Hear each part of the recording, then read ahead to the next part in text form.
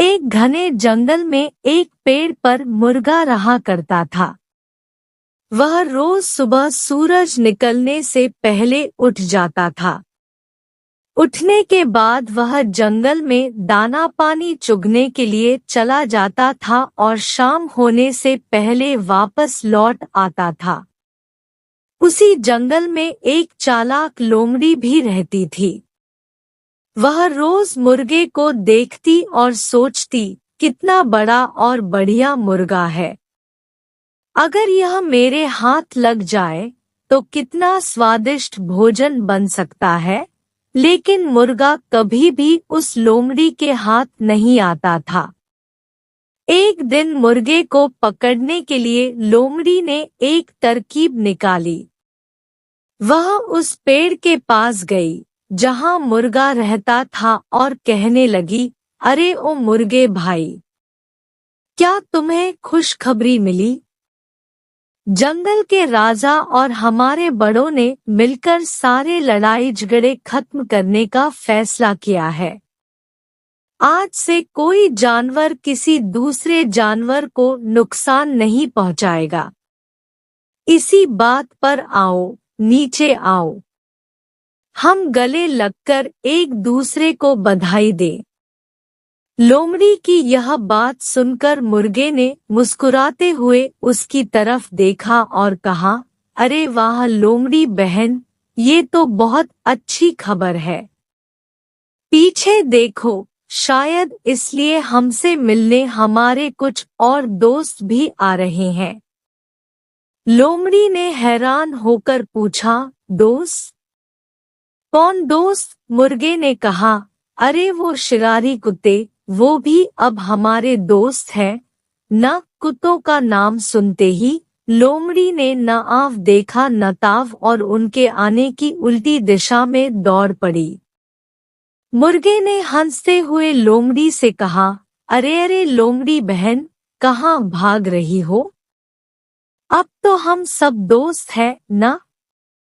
हाँ हाँ, दोस्त तो है, लेकिन शायद शिकारी कुत्तों को अभी तक यह खबर नहीं मिली है।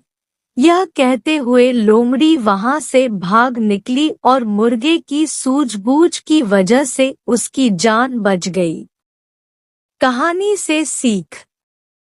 बच्चों, चतुर मुर्गा और चालाक लोमड़ी की कहानी से हमें यह शिक्षा मिलती है कि किसी भी बात पर आसानी से विश्वास नहीं करना चाहिए और चालाक लोगों से हमेशा सावधान रहना चाहिए। किसी जंगल में एक कौआ रहता था।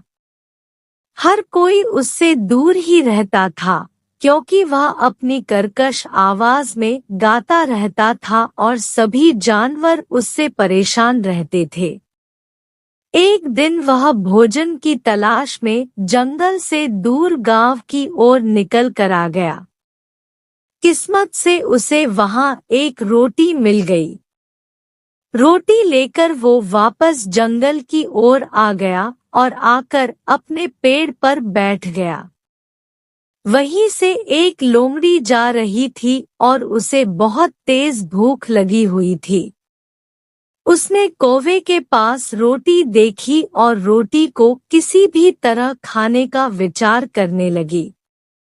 जैसे ही कौवा रोटी खाने को हुआ, नीचे से लोमड़ी की आवाज आई, अरे कौवा महाराज, मैंने सुना है कि यहाँ पर बहुत सुरीली आवाज में कोई गाना गाता है, क्या वो आप है?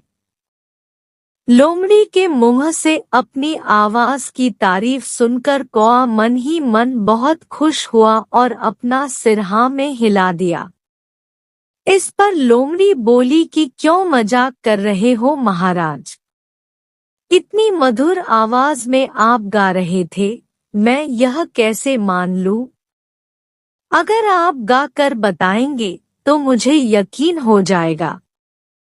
कौवा लोमड़ी की बात सुनकर जैसे ही गाने को हुआ, उसके मुंह में दबी रोटी नीचे गिर गई। रोटी नीचे गिरते ही लोमड़ी ने रोटी पर झपट्टा मारा और रोटी खाकर वहां से चली गई। भूखा कौआ लोमड़ी को देखता रह गया और अपने किए पर बहुत पछताया। कहानी से सीख। इस कहानी से यह सीख मिलती है कि हमें कभी भी किसी की बातों में नहीं आना चाहिए। साथ ही ऐसे लोगों से बचना चाहिए जो आपकी झूठी प्रशंसा करते हैं। ऐसे लोग सिर्फ अपना काम निकलवाने के लिए ऐसा व्यवहार करते हैं।